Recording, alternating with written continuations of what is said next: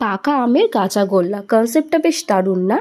তো তার জন্য 3টে বড় বড় সাইজের হিমসাগর আম নিয়ে তার থেকে আমের শাঁসটা আমি বার করে নিয়েছিলাম। আর অন্য একটা প্লেটের মধ্যে আমি জল জড়ানোর ছানা নিয়ে সেটাকে ভালো মতন স্ম্যাশ করে নিয়েছি।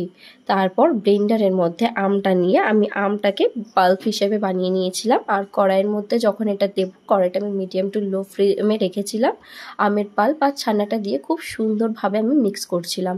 এটা মিক্স করতে আমার সময় লেগেছিল 10 থেকে 15 মিনিট। আর যখন এটার কালার হালকা হালকা চেঞ্জ হয়ে গেছিলো, তারপর আমি অ্যাড করে দিয়েছিলাম গুঁড়ো দুধ।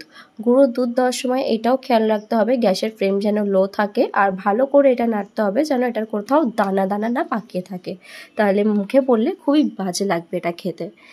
তো তারপর এটাকে ঠান্ডা করার জন্য আমি এটাকে আলাদা একটা প্লেটে ঢেলে নিলাম। ঢালা যেই হয়ে গেল, আমার এটা ঠান্ডা করতে সময় লেগেছিল 30 থেকে 35 মিনিট মতন। তারপর যে 3 ভাগের 1 ভাগ ছানাটা আমি বাঁচিয়ে রেখেছিলাম, সেই ছানাটা দিয়ে ভালো করে আমি মিশিয়ে নিলাম।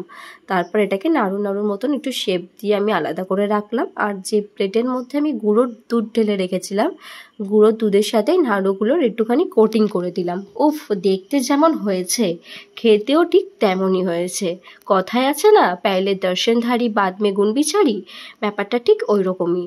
আর হ্যাঁ, তোমরাও জানাতে ভুলো না এই গরমের সময় পাকা আমের কাঁচা গোল্লা তোমাদের কেমন লাগলো, তোমাদের কমেন্টের আশায় থাকলাম।